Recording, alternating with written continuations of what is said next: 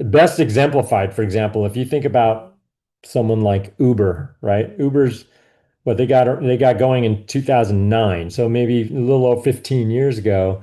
They, came forth and, they could have actually just used their technology to, license to the existing transportation companies, like cab companies, for example, and use their software to track cabs on iPhones. It would have been a totally valuable, resource.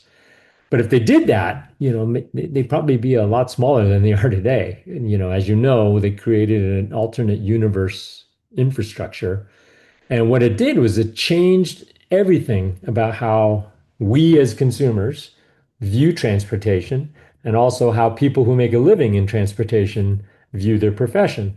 Now they can do so many things that you couldn't have done 15 years ago. And so hundreds of billions of market cap later that they created, there's like no going back, right? So they created something of lasting permanence, but they had to climb that, they had to scale that wall, and that was definitely not easy. So I think today when we run into companies, we try to look for that. Like if, okay, this is a groundbreaking idea and might require some behavior change in your target customer, but if you're right, is there a chance you can potentially run the table on the behavior in the future and capture all of that value as a result? So I think it's tricky. I think it takes a lot of conviction, a lot of experience, good timing.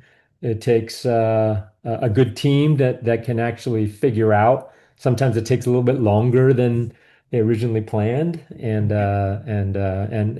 we get to see it firsthand as investors.